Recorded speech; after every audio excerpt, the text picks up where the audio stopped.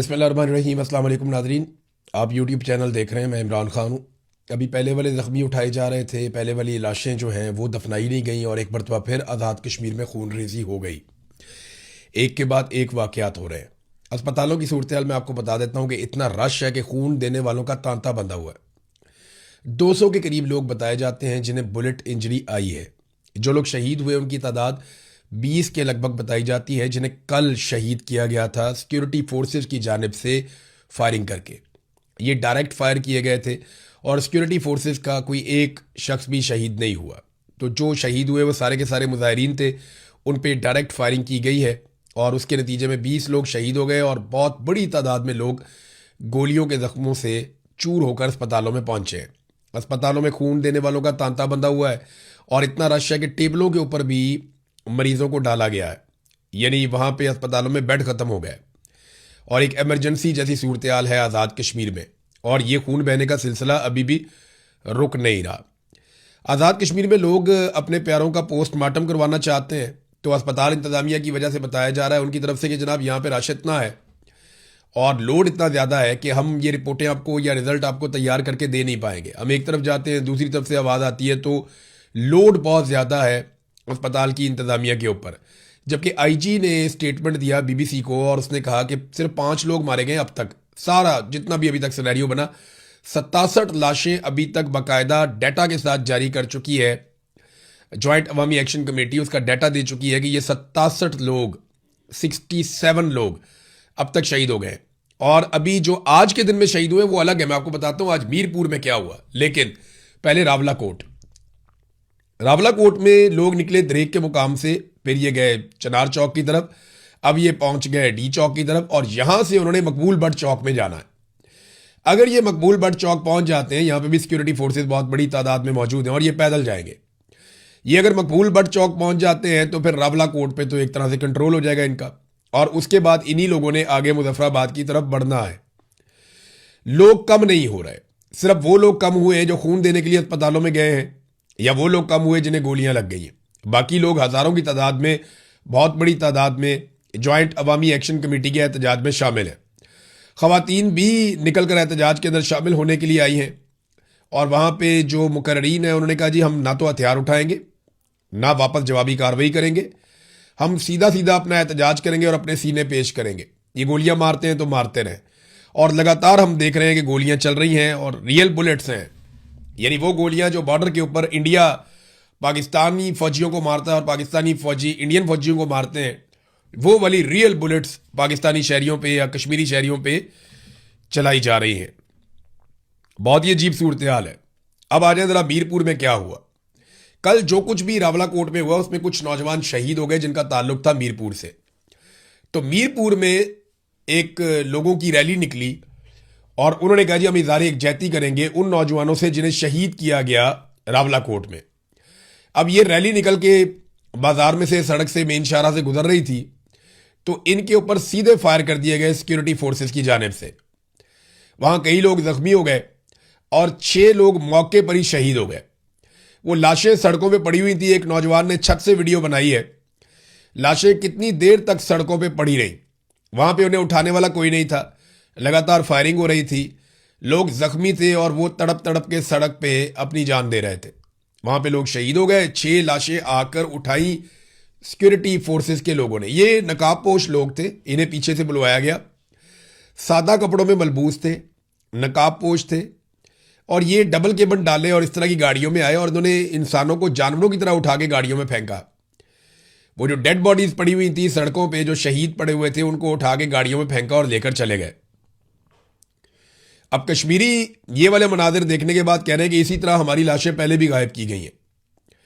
यानी कुछ शोधा जो लाशें हमारे पास थी वो तो हमने दफना दी हैं, लेकिन कुछ लाशें जो हम बार बार मुतालबा करते रहे कि हमारे साथियों की लाशें हमारे हवाले की जाएं, जिन्हें अस्पताल से कब्जे में लिया गया या जिन्हें रात के अंधेरे में कब्जे में लिया गया, तो ये वादा किया गया था कि ये लाशें आपको वापस दी जाएंगी, इन्हें अमानतन दफनाया गया है और आपको ताबूत में डालकर देंगे, आप उनके लवाहिकीन को वो लाशें उनके हवाले कर दीजिएगा। ये वादा किया गया था जब मुज़ाकरात हो रहे थे। लेकिन अब लाशें उठाते कैसे हैं ये मनाजिर हमने सबने देख लिए। सड़क के ऊपर लोग पड़े हुए हैं, और उन्हें गोलियां लगी हुई हैं और वो एक एक करके जान दे रहे हैं, शहीद होते जा रहे हैं।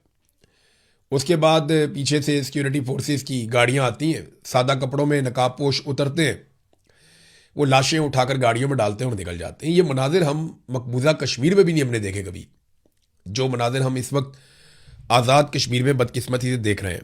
आसिम मुनीर साहब की जो पॉलिसी है वो पाकिस्तान को वहां ले आई जो हम कभी सोच भी नहीं सकते थे।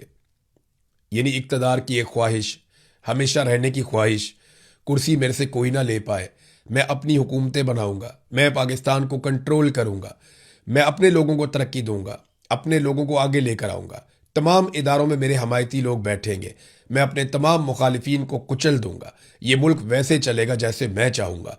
ये जो ख्वाहिशात हैं, इन ख्वाहिशात ने बेड़ा गर्क कर दिया पाकिस्तान के पूरे स्ट्रक्चर का। आपकी तरक्की मुकम्मल तौर पर रुक चुकी है। पाकिस्तान के अंदर मईशत का पहिया जाम हो चुका है, बिल्कुल ज़रा सी भी मईशत आगे नहीं बढ़ रही। सरमायाकारी ख़त्म हो गई पाकिस्तान में। पाकिस्तान की आलमी सतह पे क्रेडिबिलिटी भी नहीं रही। इंसानी हकूक़ की पामालियों में पाकिस्तान का दुनिया में नाम बन रहा है। पाकिस्तान का पासपोर्ट बदतरीन पासपोर्ट की लिस्ट के अंदर चला गया है। सिर्फ आसिम मुनीर की एक ताल्लुकदारी डोनाल्ड ट्रंप से बनी है और इसके नतीजे में अभी तक एक अमान मिली हुई है कि कोई हमें कुछ कहता नहीं है। जिस दिन डोनाल्ड ट्रंप का हाथ सर से उठ गया उसके बाद पूरी दुनिया सवाल पूछेगी, क्योंकि सवाल बहुत सारे इकट्ठे हो चुके हैं और एक सैलाब आएगा सवालों का जिनके जवाब फिर किसी के पास नहीं होंगे। नाज़रीन, ये आईजी ने जब कहा ना कि पोस्टमार्टम अगर नहीं होगा तो हम तो लाश ही नहीं मानेंगे, ये बड़ा सीरियस इशू बन गया। अब पोस्टमार्टम करवाने के लिए जाते हैं तो लाश गायब कर दी जाती है। उधर डॉक्टर कह रहे हैं जनाब हमारे पास इतना लोड है कि हम पोस्टमार्टम कर ही नहीं पा रहे, आपको रिपोर्टें कैसे बनाकर दें। ये अब हालात हो गए हैं। और अभी जो ताज़ा लिस्ट जारी की गई है उसमें जो 6 लोग शहीद हुए मीरपुर में, उनके नाम शायद शामिल नहीं किए गए। तो मीरपुर में भी 6 लोग शहीद हो गए हैं और काफ़ी लोग जख्मी हुए हैं, उन्हें भी अस्पतालों में मुंतकिल किया गया है। पाकिस्तान की शारक था पूरा कश्मीर, अब अपनी शारक के ऊपर खुद ही छुरी चला रहे हैं और ये काम भी एक डिक्टेटर कर रहा है। हमेशा डिक्टेटर ने नुकसान पहुंचाया, आज फिर डिक्टेटर नुकसान पहुंचा रहा है। रियासत के मुंह को खून लग गया, ऐसा लगता है खून लग गया इनके मुंह को, और ये अब खून पिए बगैर इनका गुजारा नहीं होता। ये पूरा रजीम जो आसिम मुनीर साहब ने बनाया ये पाकिस्तानियों की लाशों के ढेर के ऊपर खड़ा है और इसे हर थोड़े अरसे के बाद पीने के लिए इंसानों का ताज़ा खून चाहिए होता है। कभी इन्हें 9 मई पे खून में असर आ जाता है, उसके बाद इनको डी चौक में खून में असर आ जाता है, उसके बाद ये खून पीते हैं मुरीदके में, फिर कश्मीर में खून पीते हैं, फिर दोबारा खून पीते हैं जब आयतुल्लाह अली खामनाई की शहादत होती है। ईरान में लोग निकलते हैं एहतजाज करने के लिए, अहले तशी, उनका खून पीते हैं। फिर कश्मीर में खून पिया जाता है और अब लगातार 2 दिनों से खून पीते पीते खून की ज़रूरत बढ़ती जा रही है। ऐसा लगता है डोज बढ़ती जा रही। पहले कम लोगों को मारते थे, अब ज़्यादा लोगों को मारते हैं। पहले देर देर के बाद मारते थे, अब जल्दी जल्दी मारते हैं। तो ये रियासत और इसके इदारे एक खून आशाम बनते चले जा रहे हैं और सियासतदान बैठकर तमाशा देख रहे हैं। जिनकी जिम्मेदारी है ना, वो अगर बैठ के तमाशा देखेंगे और ये सोचेंगे जनाब कहीं मैं ना पकड़ा जाऊं, मेरा कारोबार ना बंद हो जाए, मेरी सियासत ना ख़त्म हो जाए, मेरे बच्चे ना बर्बाद हो जाए, पूरा मुल्क ही बर्बाद हो रहा है। जब आप सियासत में आए थे ना तो आपको ये सोच कर आना था कि मैं अपने मुल्क की खातिर अपनी ज़िंदगी दे रहा हूं, तो फिर अब आपको पीछे हटने का कोई हक हासिल नहीं है। लोगों ने आप लोगों को वोट डाले हुए, निकले और निकल के आवाज़ उठाएं। फजल रहमान की जिम्मेदारी है, एएनपी की जिम्मेदारी है, पीपल्स पार्टी के अगर कोई लोग अब भी उनके अंदर इंसाफ बाकी है तो उनकी जिम्मेदारी है। पीएमएलएन ने तो मायूसी कर दिया, बेड़े ही गर्क कर दिया पकड़ के। पीटीआई के लोगों को खड़े होना चाहिए फौरी तौर पे। बाकी तमाम पॉलिटिकल पार्टीज को मिलकर आवाज उठानी चाहिए जुल्म और बर्बरियत के खिलाफ, और इनको आज़ाद कश्मीर में जाना चाहिए और लोगों के साथ इजहार यकजहती करना चाहिए। पीएमएलएन से मायूसी क्यों है ये जरा देखें ना। आप ख्वाजा आसिफ का स्टेटमेंट आप देखें, ये पाकिस्तान का वजीर दिफा है और वजीर दिफा का बयान देखें। मुझे एक मेरे दोस्त हैं कश्मीरी, उन्होंने ये स्टेटमेंट भिजवाया, उन्होंने कहा जी दिल ही टूट गया है ख्वाजा आसिफ की ये बात सुनकर। मैं बताऊंगा कौन लोग हैं जिन्हें गोलियां लगी हैं। अभी बताता हूं आपको एक ऐसा वाकया सुनाता हूं कि आपको हैरत होगी कि ये कर क्या रहे हैं। एक और जर्नलिस्ट हैं, बड़े अच्छे जर्नलिस्ट हैं, उनका मुझे फोन आता है, वो रोना शुरू हो गए। मैंने कहा रोते क्यों हो? कहते जी मैं आज़ाद कश्मीर से हूं। मैंने कहा फिर? कहते जी हम आवाज़ ही नहीं उठा सकते। कहते इमरान भाई अपने आप से घिन आ रही है। मुझे एक सहाफ़ी ने फ़ोन करके कहा जो कश्मीरी है, उसने कहा जी मुझे अपने आप से घिन आ रही है, मुझे अपने आप से नफरत हो रही है, मैं सच बोल ही नहीं सकता हूं। कोई इदारा सच चलाने को तैयार ही नहीं है। वो बेचारा इदारे पे काम करता है, सोशल मीडिया का इतना बड़ा नहीं है, लेकिन वो कहता है जी कोई इदारा सच चलाने को तैयार ही नहीं है। अपने आप से घिन आ रही है, अपने आप से नफरत हो रही है कि इतना बड़ा जुल्म हो गया, मेरे भाई मार दिए और मैं आवाज नहीं उठा सकता, मैं बात नहीं कर सकता। तो मैंने कहा हम उठाएंगे आपके हिस्से की आवाज भी, ये बोझ हम उठाएंगे, हम जोर लगाएंगे और एक वक्त आएगा इंशाल्लाह आप सब बोलेंगे। एक वक्त आएगा आप सबको बोलना पड़ेगा, लेकिन जब सब मिलकर बोलेंगे तो फिर जुल्म नहीं हो पाएगा।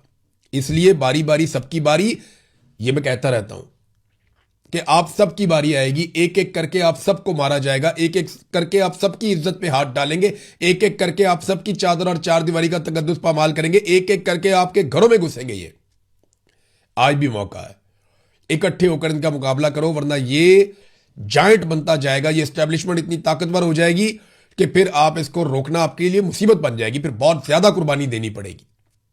आज अगर आप लड़ेंगे तो आपको कम कुर्बानी देनी पड़ेगी। जितना वक्त गुजरेगा, जितना खून आप इस बला को पिलाएंगे, ये उतनी ताकतवर और बड़ी होती चली जाएगी, फिर ये ज्यादा खून पिएगी और ज्यादा ताकतवर हो जाएगी, और फिर आपको इसको रोकने के लिए ज्यादा बड़ी कुर्बानी देनी पड़ेगी। आज रोक लो, कम नुकसान होगा, कल रोकोगे और नुकसान होगा, उसके बाद रोकोगे ये और ताकतवर हो जाएगी आपका खून पीकर, फिर और नुकसान होगा। तो बारी बारी सबकी बारी। ये ख्वाजा आसिफ को बात समझ नहीं आएगी, ये रिसीविंग एंड पे रहे हैं। मुस्लिम लीग नून एक दौर में रिसीविंग एंड पे रही है, पीपल्स पार्टी भी रही है, लेकिन इनको ये बात समझ नहीं आएगी। ये इक्तदार के झूले में बैठे हुए हैं। जिस तरह वो डीसी की आपने देखी थी ना वीडियो कि वो झूले ले रहा था बात करते हुए, तो ये सारे इक्तदार के झूले में बैठे हुए, इन्हें बिल्कुल समझ नहीं आएगी। ख्वाजा आसिफ से जब सवाल किया गया तो उसने कहा रावला कोर्ट में एहतजाज करने वालों के खिलाफ कार्रवाई हो रही है। वो लोग जिस तरह पाकिस्तान दुश्मनी का इजहार कर रहे हैं, कब कर रहे हैं यार, खुदा का नाम लो यार। तो मैं नहीं समझता कि उनका पाकिस्तान के साथ कोई ताल्लुक है, यानी कश्मीरियों को डिसोन ही कर दिया कि इनका पाकिस्तान से कोई ताल्लुक नहीं है। वहां पे लोगों ने वोट नहीं डाला, निकल के 10-15% लोग मैक्सिमम निकले होंगे। ये झूठ बोलते हैं कि ज्यादा लोग निकल आए, तारीखी तौर पे कम टर्न आउट रहा, लोगों ने वोट ही नहीं डाला। तो लोगों ने इनको डिसोन किया। सारे लोग खड़े हुए ज्वाइंट अवामी एक्शन कमेटी के साथ और ये कह रहे हैं कि इनका पाकिस्तान से ताल्लुक ही कोई नहीं है, ये भारतीय स्पॉन्सर्ड लोग हैं। यही बातें ख्वाजा आसिफ, तुम्हारा बाप और उससे पहले के लोग वो किया करते थे बंगालियों के खिलाफ कि ये भारतीय दहशतगर्द है, भारतीयों के साथ मिले हुए हैं, ये बंगाली गद्दार हैं, ये पाकिस्तान के वफादार नहीं है, ये मुल्क के दुश्मन है, ये पाकिस्तान के खिलाफ बात करते हैं, इनका ताल्लुक इंडिया के साथ है, उनकी एजेंसियों के साथ है। यही बातें कर करके तुम लोगों ने बांग्लादेश तोड़ दिया। ये देखो बिलावल क्या कह रहा है, बिलावल के स्टेटमेंट सुने आप सर पकड़ के बैठ जाएंगे। बिलावल कहता है जी कि रियासत फैसला करे नून लीग का मफाद अहम है या पाकिस्तान का। पहले बिलावल को ना निकाल के, जो पीपल्स पार्टी के पुराने लोग हैं, मेरी गुजारिश है उनको निकाल के बिलावल को ना आईन पढ़ाना चाहिए जो उसके नाना ने लिखा था। लिखा तो नहीं था, लिखा तो बहुत सारे लोगों ने था, लेकिन उसके नाना को क्रेडिट चाहता है, उसके दौर में हुआ। तो जरा वो आईन निकाल कर पढ़े कि उसमें रियासत की डेफिनेशन क्या है। वफाकी और सूबाई हुकूमतें और पूरा सिस्टम जो मिलकर बनता है वो रियासत होता है। फौज को आप रियासत नहीं कह सकते, एक सेक्टर कमांडर रियासत नहीं होता। रियासत आईन के अंदर दर्ज है, वो क्या चीज है। और तुम लोगों रियासत, तुम, बिलावल की गवर्नमेंट है आजाद कश्मीर में, बिलावल ने खून बहाया ये सारा का सारा, बिलावल ने सिक्योरिटी फोर्सेस को बुलवाया, बिलावल ने वहां पे बहुत बड़ी मिकदार में सिक्योरिटी फोर्सेस को इकट्ठा किया, फिर बिलावल ने पाबंदी लगाई, ज्वाइंट अवामी एक्शन कमेटी के ऊपर कलअदम करार दिया, फिर बिलावल ने उनके रहनुमाओं के सरों के ऊपर इनाम रखा, फिर बिलावल ने बार बार वहां पे ऑपरेशन का हुक्म दिया। ये सारा कुछ बिलावल ने खुद किया है। और अब वो ये कहता है कि जनाब आप कर रहे हैं तो आप कर रहे हैं तो रियासत कर रही है। और भाई रियासत क्या होती है? कोई एक इदारा रियासत नहीं होता। आसिम मुनीर रियासत नहीं है ना, वहां बैठा हुआ सेक्टर कमांडर रियासत है। रियासत की डेफिनेशन पढ़िए बिलावल साहब, रियासत होती क्या है, कहते किसको है रियासत। रियासत की डेफिनेशन पढ़े जो आइन के अंदर लिखी हुई है, आर्टिकल 7, आर्टिकल 8 आप निकालें आइन का, पढ़े, आपको पता चलेगा। वादे तौर पे लिखा हुआ है कि जनाब जो अवाम के मुंतखब नुमाइंदे आकर बैठते हैं वो हैं रियासत, कैबिनेट, वजीर आजम, उसके साथ बाकी लोग, आपकी कौमी असम्बली, सूबाई असम्बली, सेनेट, ये है रियासत। ये तो आपके पास है, रियासत तो आपका कब्जा है। 3 सूबों में आपकी हुकूमत बनाकर दी हुई है, सदर आपको बनाकर दिया हुआ है, चेयरमैन सेनेट आपको बनाकर दिया हुआ है, गवर्नर आपके 3 लगे हुए हैं। और आपको क्या चाहिए? पंजाब में गवर्नर आपका, खैबर पख्तूनख्वा में गवर्नर आपका, हर जगह पे आपने अपना इक़्तिदार हासिल किया हुआ है। इसके बावजूद आप कहते हैं जनाब कि आपकी बात नहीं सुनी जाती। रियासत फैसला करे नून लीग का मफाद अहम है या पाकिस्तान का, तो नून लीग को बजट कौन पास करवा कर देता है? नून लीग के वजीर आजम को वोट किसने डाला था? ये हर जुर्म का हिस्सेदार है। और अब ये कहता है जुल्म, ज्यादती, कत्लो गारत, डकैती को जमहूरियत का नाम दिया जाता है। ये लोग गोलियां चलाकर हुकूमत चलाना चाहते हैं, लाशें गिराकर अपनी हुकूमत बनाना चाहते हैं। ब्रूट मेजॉरिटी का लफ्ज पाकिस्तान में सबसे पहले बिलावल साहब आपने इस्तेमाल किया था। तुम लोगों ने ये जुल्म किया, ये बर्बरियत की है पाकिस्तान में। तुम इनके आला कार हो, तुम इनके साथ मिले हुए लोगों को बेवकूफ नहीं बना सकते। फिर कहते नहीं पुरअमन रहना चाहते हैं वरना मैं भी जरदारी का बेटा हूं। लदस क्या पिद्दी और क्या पिद्दी का शोरबा कि मैं पुरअमन रहना चाहता हूं वरना मैं भी जरदारी का। कट दो भाई तेरा जिन कटना। जरदारी कहता है कि मैं भाई एस्टेब्लिशमेंट के हाथ मजबूत करूंगा। एक जरदारी ने स्टेटमेंट दिया था जिंदगी में और जरदारी दुबई भाग गया था। सदर होने के बावजूद ये पाकिस्तान में नहीं रुक पाया स्टेटमेंट देने के बाद। उस जरदारी का बेटा है। एक दिन जरदारी डट के खड़ा नहीं हो सका था आर्मी चीफ के सामने। एक स्टेटमेंट दिया, वो भी गोल बोल दिया, नस गया पाकिस्तान से। जब तक डील नहीं हुई वापस नहीं आया। उस जरदारी का बेटा है। बेनजीर भुट्टो वापस आई, डील करके वापस आई, एनआरओ करके वापस आई। ये हकायक है। उस बेनजीर का बेटा है। वो इमरान खान देखो जेल के अंदर पड़ा हुआ, डील ही नहीं कर रहा। रोजाना तुम्हारे मालिक जाके वहां पे डील की दरखास्तें डालते हैं, मिन्नतें करते हैं, तरले करते हैं, वो डील ही नहीं कर रहा। ये फर्क है। बहादुरी के ड्रामे करने से कोई बहादुर नहीं बन जाता। बेनजीर की कुर्बानी अपनी जगह, भुट्टो की कुर्बानी अपनी जगह, लेकिन अयूब खान डैडी भी था तेरे नाना का। बेनजीर भुट्टो एक डिक्टेटर के साथ डील करके पाकिस्तान वापस आई थी, एनआरओ करके, याद है? यही जरदारी एक स्टेटमेंट दिया था ये जर्नैल के खिलाफ और उसके बाद पाकिस्तान से भाग गया था, वापस ही नहीं आ रहा था। याद है ना सारा कुछ? ये अपनी दफा सबको मैं जरदारी का बेटा हूं। भाई जो जरदारी साहब ने सप कटिया तुम भी काट लो। उन्होंने भी जूते पॉलिश किए, आप भी जूते पॉलिश कर लें। अब एक और स्टेटमेंट बिलावल का देखें। वो कहते हैं जी धांधली की कहानी आज से शुरू नहीं हुई, हम कौमी मफाद में खामोश थे। केड़ा कौमी मफाद भाई? सारे ओहदे लेके कौमी मफाद। 3 गवर्नर अपने बना लिए, 3 वजीर आला अपने बना लिए, गिलगित बल्तिस्तान में हुकूमत ले ली, डिप्टी स्पीकर अपना बना लिया, सदर अपना बना लिया, चेयरमैन सेनेट अपना। और तानू की चाहिए भाईजान? और आपको क्या दे? कौमी मफाद नहीं, साती मफाद में चुप हो तुम लोग। अगर कौमी मफाद होता तो आज पाकिस्तान में इतनी कौमी मफाद में मारंग बलोच को छुड़वा दो ना। दे मुतालबा कि नहीं तो मैं इस्तीफा देता हूं, रोला डालता हूं, मैं हुकूमत का साथ नहीं दूंगा, मारंग बलोच को बाहर निकालो, ईमान मजारी को बाहर निकालो, जो सियासी कैद जेल में रखे उनको बाहर निकालो। नहीं, ये नहीं करेगा। ये सिर्फ जाती मफाद के लिए और कुछ भी नहीं है। सिर्फ कहानियां सुनाना जानते हैं ये लोग। ख्वाजा आसिफ को देख लो, बिलावल को देख लो, एक ही सिक्के के 2 रुख है। ये इनमें कोई फर्क नहीं है, बिल्कुल ये एक जैसे। आज बड़ी तकलीफ है ये जो कश्मीरियों के साथ किया गया, वाकई बहुत दुख वाली बात है, बहुत तकलीफ वाली बात है। मैं अब और बोलूंगा ना तो और कोई इस तरह के जुमले बोलूंगा और ज्यादा बात करूंगा, तो आप थोड़े को ज्यादा समझे। इन लोगों ने पाकिस्तान को एक चरागाह या शिकारगाह समझ लिया है और ये तबाही फेरते चले जा रहे हैं। आपको मैं बताऊंगा अगले वीलॉग्स के अंदर कि पाकिस्तान की मईशत को ये कहां ले गए और ये जो अमेरिका के साथ बड़े बड़े ताल्लुकात के दावे करते हैं उसके बदले में हमें क्या मिला है, ये भी बताऊंगा मैं। अब तक के लिए इतने, अपना ख्याल रखिएगा। अल्लाह हाफिज।